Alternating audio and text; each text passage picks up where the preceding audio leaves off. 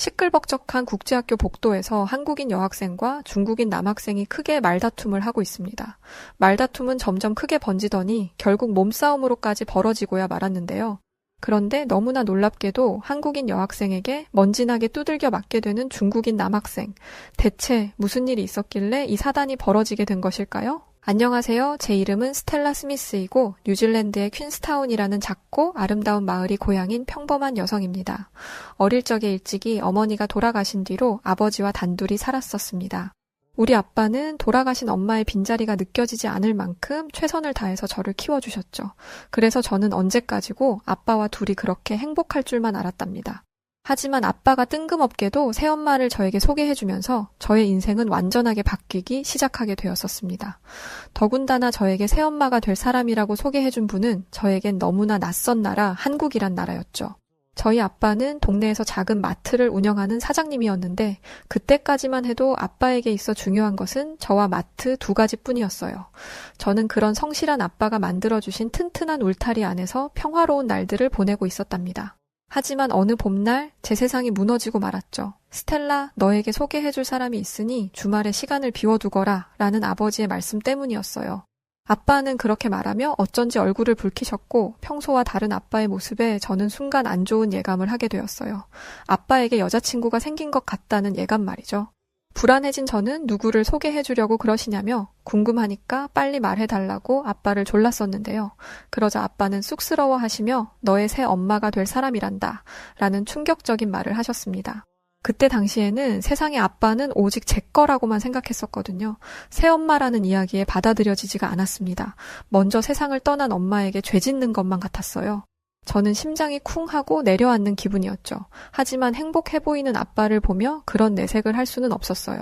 그날 이후 저는 매일 밤마다 아빠의 여자친구 후보들을 차례차례 떠올려 보았답니다. 누구지? 설마 옆집에 사는 메리 아줌마인가? 아니면 아빠 친구 케이트 아줌마인가?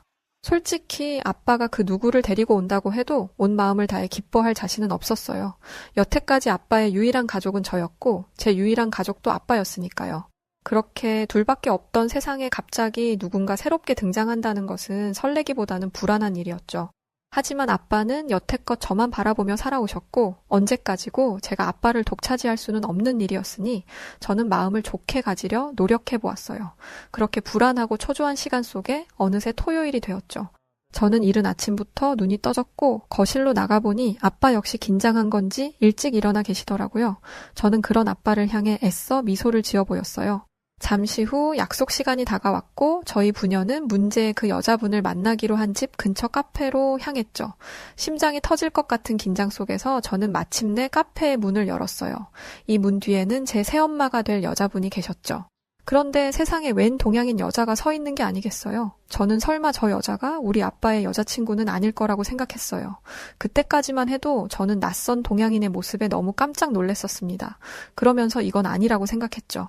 어린 제가 아빠의 결혼을 막을 수 있는 방법은 없었지만 저는 한국인 새엄마를 마음에 받아들이지 않았습니다. 아니 받아들여지지가 않았어요. 결국 아빠는 그 한국 여자와의 결혼을 강행하셨죠. 결혼식 후에 아빠는 새엄마가 자신의 삶과 저의 삶에 꼭 필요한 사람이 될 거라면서 엄마 말씀 잘 들어주길 바란다는 말씀을 하셨습니다. 당연히 저는 아빠의 말을 귓등으로도 듣지 않았어요. 아빠와 새엄마가 결혼을 한 건 어쩔 수 없지만 전 끝까지 새엄마를 미워할 거라고 다짐했죠. 그렇게 저희 세 가족의 기막힌 동거가 시작되었답니다. 아빠와 결혼한 이후 한국에서 온 새엄마는 아빠를 도와 마트를 운영했어요. 그러더니 어느 날부터인가 아빠의 마트에 24시 운영이나 배달 서비스와 같은 한국에 있다는 시스템들을 도입하기 시작했어요. 뿐만 아니라 물건의 진열대 밑에 보기 좋게 가격표를 붙여두었고 마트의 전등을 제일 밝은 것으로 갈아 끼우기도 했고 저는 새엄마가 아빠의 마트를 바꿔가는 것을 처음에는 쓸데없는 짓을 한다고 생각했습니다. 그런데 그런 제 생각은 완전히 틀린 것이었어요. 한국인 새엄마의 손길이 닿은 뒤부터 우리 마트는 완전 대박이 났거든요. 시작은 작게 입소문이 나면서부터였어요. 저 한국 여사장이 운영하는 마트가 이용하기 깨끗하고 편리하다는 소문이 나기 시작하더니 어느새 우리 마트는 동네에서 제일 장사가 잘 되는 곳이 되었죠. 그 모습에 아빠는 그저 싱글벙글 했는데요. 태어나 아빠의 그런 방정맞은 웃음도 처음 봤고 외국에서 온 새엄마의 품에 폭 안겨서 애교를 부리는 모습도 처음 봤습니다. 아니 토가 나올 뻔했지 뭐예요. 여하튼 새엄마의 그런 놀라운 손길에, 아니 그냥 잘 되기만 한 정도가 아니라 지역 신문 기자가 마트의 성공 비결을 물으러 인터뷰를 하러 올 정도였어요. 새엄마는 기자에게 이렇게 답하더군요. 한국에서 제가 생활했었던 그대로 그냥 성실하고 부지런하게 마트를 운영했을 뿐입니다. 라고 기자에게 답했습니다. 그 말을 옆에서 듣고 있던 저는 한국에 대해 궁금해지기 시작했었어요. 동시에 새엄마가 다르게 보이기도 했죠. 결국 저는 새엄마가 어떤 사람인지 제대로 알아봐야겠다고 결심했어요. 그날 저녁 저는 쭈뼛거리며 새엄마에게 다가가 이렇게 물었죠. 솔직히 전 아직도 새엄마가 좋지는 않다고 말하면서도 제가 뭔가 새엄마에 대해 오해하고 있다는 생각이 든다고 말했습니다. 그리고는 사실 우리 마트는 아빠가 혼자 운영할 때는 적자를 보는 날도 정말 많았었다고 했죠. 어떤 날은 손님이 한 명도 오지 않기도 했을 정도였다고 말했습니다. 그런데 새엄마가 오고 나서부터는 모든 게 달라졌는데 대체 무슨 방법들을 썼기에 마법처럼 동네 사람들의 마음을 사로잡을 수 있었던 거냐고 물었습니다. 제 말을 들은 새엄마는 그런 제 질문이 귀여웠는지 한동안 깔깔 웃으시더니 이렇게 말했어요. 마법 같은 거 없단다. 어떤 거창한 비법 같은 것은 없다면서 그저 한국에서 실제로 마트가 운영되는 방식을 적용했을 뿐이라고 하셨어요.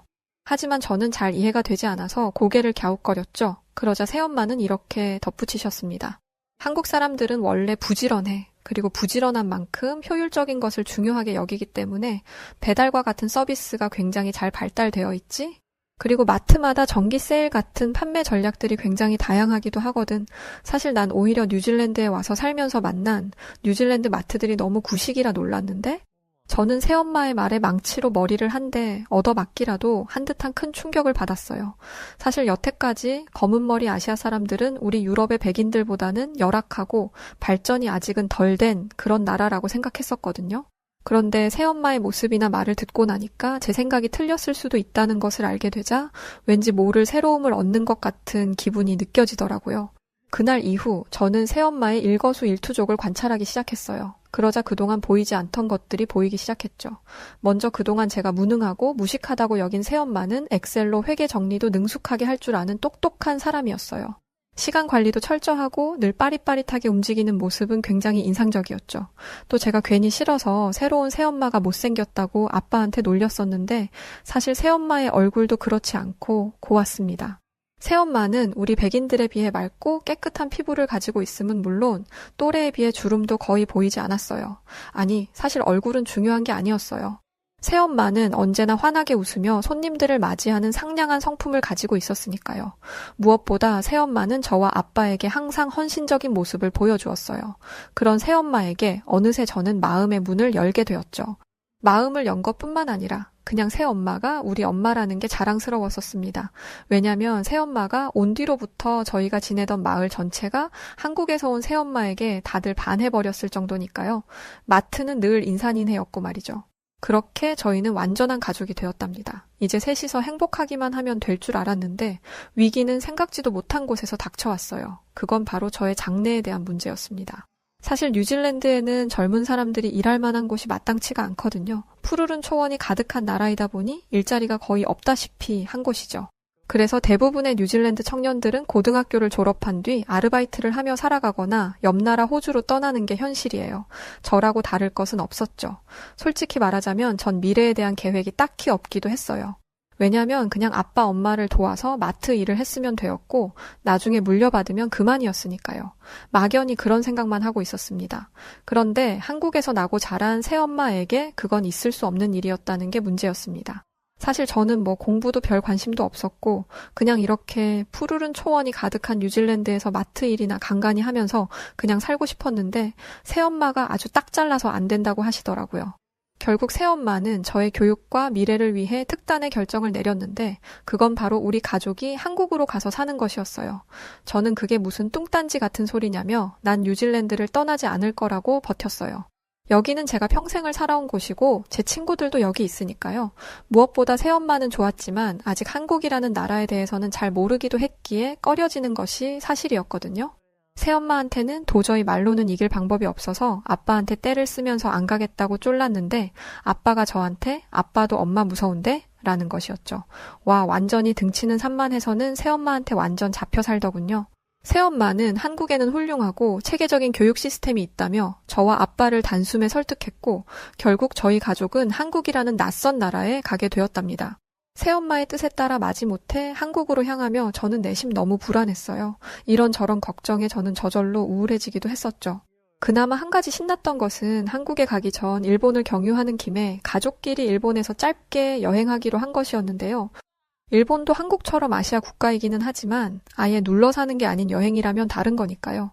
때문에 일본 여행을 하게 된 것이 무척이나 좋았답니다. 저는 친절한 사람들과 맛있는 음식, 일본은 선진국이었으니까 선진국다운 서비스를 기대하며 비행기에서 내렸죠. 하지만 그건 저의 커다란 착각이었어요. 일본에 발을 디디자마자 저는 최악의 경험을 하게 되었답니다.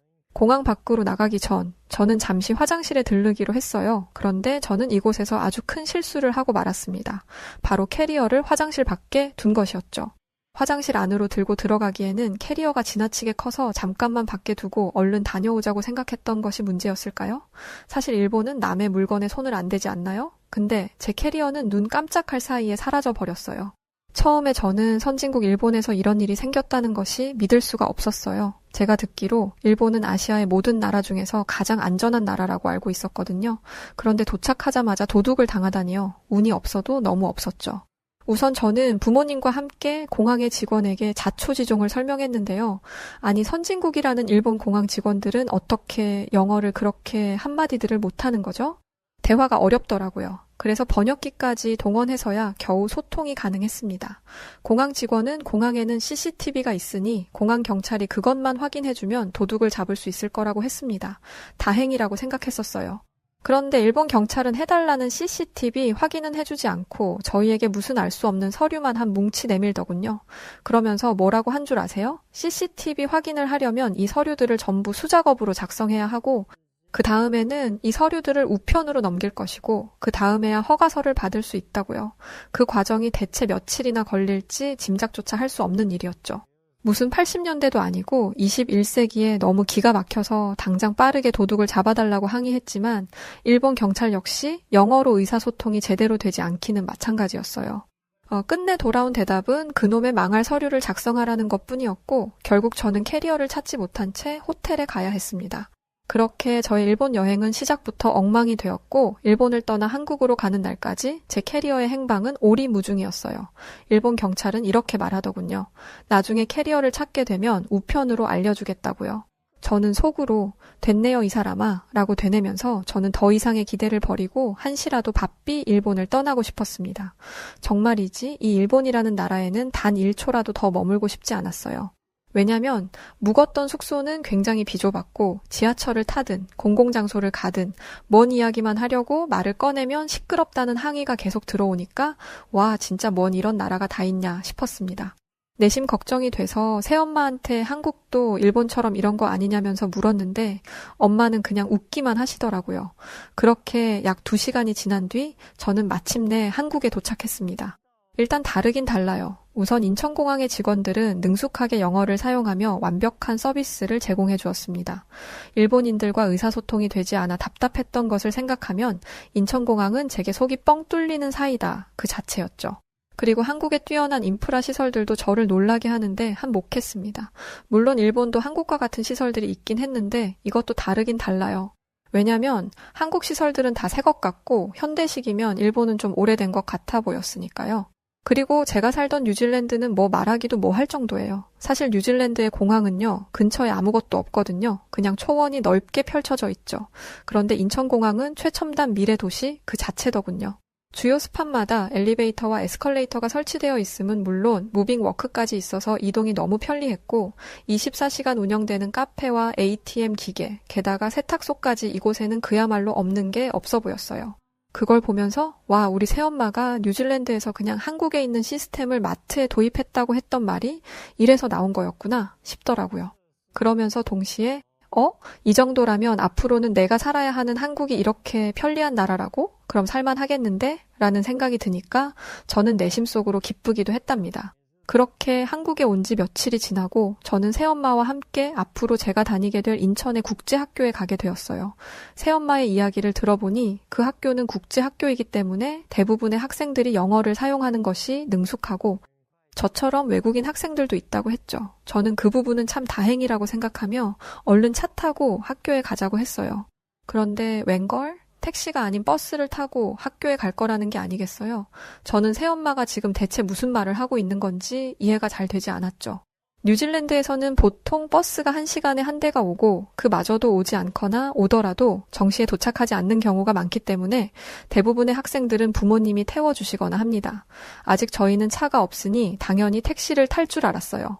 사실 뉴질랜드에서는 워낙에 운전면허를 어린 나이에도 취득할 수 있다 보니까 청소년들이 자차를 이용해서 가는 경우도 많거든요.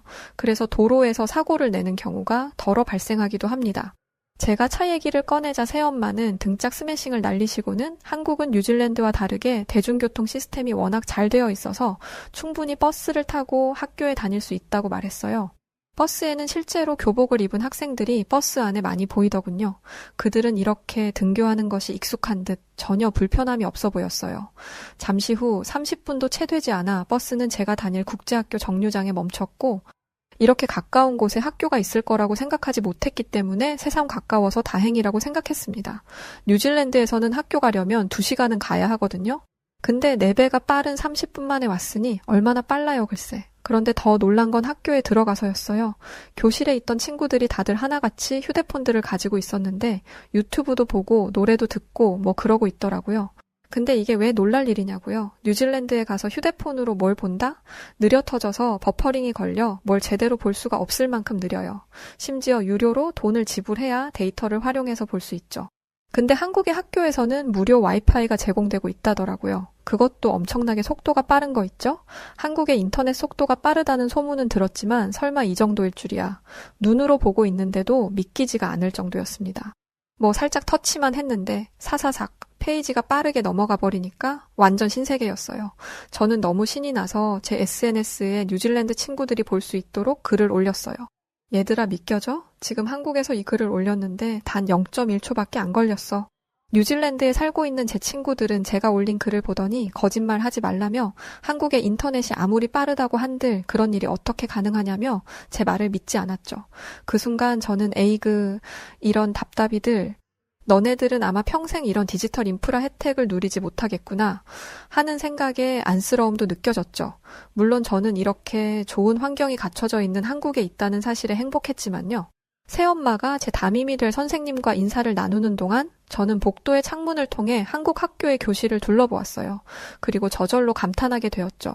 왜냐하면 한국 학교의 교실이 뉴질랜드의 교실과 비교해 월등하게 좋았거든요. 우선 칠판부터 달랐어요. 뉴질랜드는 아직도 대부분의 교실이 분필 전용 초록색 칠판이나 화이트보드를 사용하거든요. 그런데 한국의 교실에는 최신식 터치 스크린이 설치되어 있는 게 아니겠어요? 이 터치 스크린을 통해 한국의 선생님들은 각종 영상과 파워포인트 등을 활용한 수업을 학생들에게 제공하고 있었고 당연히 그 내용은 흥미로워 보였죠. 게다가 교실 내부에는 에어컨은 물론 히터, 공기청정기까지 구비되어 있더군요. 아무리 험하고 궂은 날씨라고 해도 이런 환경이라면 공부가 잘 되지 않을 수 없겠더라고요. 그때 저는 온몸이 떨리는 느낌을 받았는데요. 왜냐면 아니 이런 환경에서 공부를 하는데 성적이 나쁘다? 그러면 새엄마의 무시무시한 등짝, 스매싱이 또 날라올 거란 두려움이 밀려왔기 때문이었어요. 뭐 여하튼 설레임 반 두려움 반의 기분을 느끼는 사이 새엄마는 저의 입학 절차를 모두 마쳤고 시간은 어느새 점심시간이 되었죠. 담임 선생님은 제게 이왕 여기까지 온 것 학교 급식을 먹고 가라고 제안하셨고 저는 그러겠다고 했어요. 그리고 급식을 먹기 전 간단히 손을 씻으러 화장실에 들어갔는데 저는 이곳에서 또 충격을 받게 되었답니다.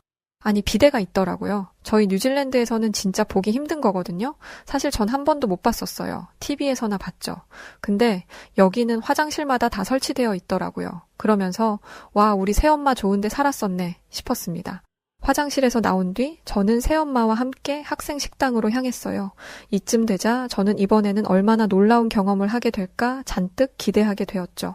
뉴질랜드에서는 카페테리아라는 곳이 있어서 그곳에서 빵이나 감자튀김으로 간단하게 점심을 때우거든요. 그게 아니면 집에서 도시락을 싸오거나요. 물론 그 도시락이라는 것도 샌드위치인 경우가 대부분이지만요. 그래서 저는 평생 학교에서 먹는 점심에서 만족을 느낀 적이 없었는데 과연 한국의 학교는 어떨지 기대되기도 하고 그랬어요. 그리고 마침내 학생 식당에 들어선 순간 저는 100%, 아니 10,000% 만족하게 되었답니다. 식판에 수북하게 쌓아주는 밥과 반찬, 국은 보기만 해도 배가 부를 지경이었죠. 뉴질랜드 카페테리아에서는 겨우 잼 하나 바른 손바닥만한 샌드위치 하나에 거의 8,000원을 받거든요. 사실 그것 하나 먹어서 배가 부르지도 않을 뿐더러 맛도 없는데 한국의 급식은 기가 막히게 맛있음은 물론 양도 많아서 밥을 먹는 내내 매일 먹을 수 있다는 생각에 기뻤습니다. 당연히 사진을 찍어서 SNS에 바로 올렸는데요. 너희들은 꿈도 꿀 수 없는 바로 이것이 한국의 학교 점심 메뉴다 하면서 말이죠. 그랬더니 얼마 지나지 않아서 제 뉴질랜드 친구들은 곧바로 폭발적인 반응을 보이기 시작했답니다. 댓글로 뻥치고 앉아있다면서 거짓말 하지 말라는 친구들도 있었고 저 정도라면 급식비가 어마어마하겠는데? 라는 반응도 있었죠. 그날 오후 학교에서 식사까지 마치고 새엄마와 함께 집으로 돌아가며 저는 이렇게 물었어요. 엄마, 사실 저는 여태까지 백인들이 되게 잘 사는 나라고 아시아는 가난할 거라고 생각했거든요. 근데 와서 보니까 호주나 이탈리아, 프랑스 이런 나라들보다 여기가 더 잘 사는 나라 같아요. 제가 태어난 뉴질랜드는 그냥 비교 대상도 안 되는 것 같고요. 여기서 태어난 엄마가 부러워요. 라고 말했습니다. 그러자 새엄마는 제 얼굴을 잠시 살피시더니 뉴질랜드가 한국보다 뒤처진 것 같아서 속상하냐라고 물으셨어요. 저는 뭔가 시무룩한 기분이 드는 것은 어쩔 수 없는 것 같다고 답했습니다. 그러자 새엄마는 내가 너에게 한국이라는 멋진 나라를 연결시켜 주었듯 앞으로 너도 열심히 공부해서 뉴질랜드와 한국 사이의 다리 역할을 하면 좋지 않겠냐고 하시더군요. 그리고 언젠가 저의 노력으로 양국의 교류가 활발해지면 뉴질랜드와 한국이 서로의 좋은 점을 닮아가며 더욱 발전할 수 있을 거라는 말씀을 하셨죠. 저는 그 말을 듣는 순간 앞으로 내가 걸어가야 할 길이 바로 그 길이구나 하는 느낌이 들어 소름이 쫙 끼쳤어요. 하지만 내가 그런 대단한 일을 해낼 수 있을까? 엄두가 나지 않기도 했죠. 그런 제게 새엄마는 아무 걱정하지 말라며 저의 공부 커리큘럼을 이미 엄마가 다 짜두었다고 하시면서 무서운 미소를 보이셨어요. 저는 순간 뜨끔하면서 두려웠습니다. 역시 미리미리 모든 것을 준비해두는 철두철미한 한국 엄마답죠? 그렇게 저는 새엄마와 저의 미래를 위해 그리고 뉴질랜드와 한국 양국의 미래를 위해 최선을 다해 달려나갈 것을 약속했고 그날 이후 학교에 다니며 열심히 공부하기 시작했어요. 열심히 안 할 수가 없었죠. 아마 세상에 그 누가 되었든 새엄마의 시퍼런 눈빛을 보면 안 할 수가 없을 거예요. 우리 새엄마 은근히 엄청 무섭거든요. 중간중간 언어의 장벽으로 인해 어려움이 생기기도 했지만 그럴 때마다 새엄마가 제 곁에서 큰 도움을 주셨어요. 학교의 선생님들과 친구들 역시 아직은 모든 것이 낯설고 어려운 제게 언제나 도움의 손길을 내밀어 주었고요. 한국인들은 다른 나라 사람들에 비해 유달리 정이 많다더니 저는 정말이지 그 따스함을 온몸으로 체감했답니다. 그런데 어느 날이었어요. 교실 밖에서 엄청 누군가가 싸우는 소리가 들리더라고요. 뭔 일이지 싶어서 교실 밖을 나가봤는데 어떤 여학생하고 남학생이 말다툼을 하고 있던 거였어요. 온 학생들이 모여서 둘러싸 구경했죠. 원래 학교에서 이런 말다툼이 일어나면 구경하기 좋잖아요. 가까이에서 보니까 여학생은 한국인이었고 그 여학생과 말다툼을 하고 있던 학생은 중국인 학생이었어요. 국제학교다 보니까 여러 국적을 가진 친구들이 많았거든요. 저는 옆에 있던 친구에게 뭐 때문에 저렇게 싸우는 거래? 하고 물어봤었는데요. 이유를 들어보니까 진짜 너무 황당하더라고요. 한국인 여학생이 화장실에 갔다가 그 안에서 누가 놓고 간 휴대폰을 보게 되었었대요. 그래서 그 휴대폰을 찾아주려고 밖으로 가지고 나왔는데 갑자기 그 중국인 남학생이 휴대폰을 뺏으려고 했다는 거예요. 그게 말다툼의 시초가 된 건데 그 중국인 남학생은 그 휴대폰은 자기 거라면서 달라고 하고 있던 거였고 한국인 여학생은 아니 휴대폰은 여자 화장실에 있었는데 무슨 네 거냐고 말하는 거냐면서 대립했던 거죠. 알고 봤더니 그 휴대폰은 진짜 그 중국인 남학생 휴대폰이 맞았고 한국인 여학생과 더불어 주변에 있던 다른 여학생들까지 남자가 왜 여자 화장실에 들어갔던 거냐며 따지기 시작했었어요. 상황이 불리해지니까 그 중국인 남학생은 갑자기 목소리를 올리더니 그냥 이상한 소리가 나서 잠깐 들어갔던 것뿐인데 왜들 호들갑이냐면서 그러니까 한국이란 나라가 맨날 후진국 소리나 듣는 거라면서 요상한 말을 하더라고요. 그러면서 중국인 남학생과 한국인 여학생의 말다툼은 몸싸움으로까지 번졌는데요. 근데 그거 아세요? 아니 사내놈이 여학생한테 두드려 맞던데요. 사실 싸움까지 난 큰 사건인데 어찌나 웃기던지 진짜 재밌었습니다. 집에서 아빠와 엄마한테 이 이야기를 했더니 아빠는 깔깔거리면서 뭔 그런 사내놈이 다 있냐 그러면서 엄청 웃으셨는데 엄마는 무섭고 싶어런 눈빛을 하시더니 괜히 그런데 휩쓸리지 말고 네 공부나 열심히 하라며 쏘아보셨어요.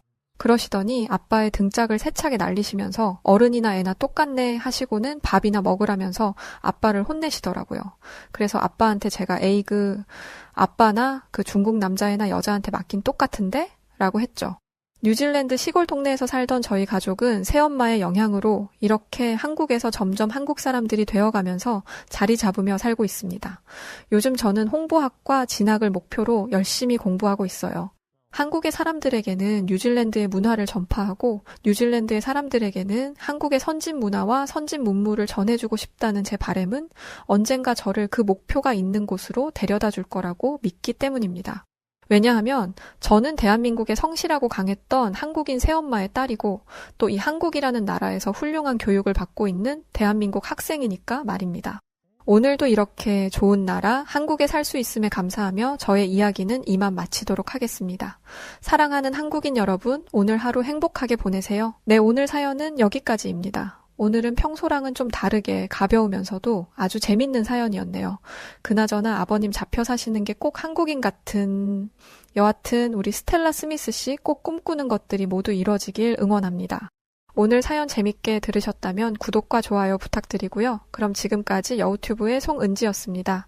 영상 끝까지 시청해주신 분들 모두 행복하시고요. 더 좋은 영상으로 찾아뵐게요. 고맙습니다.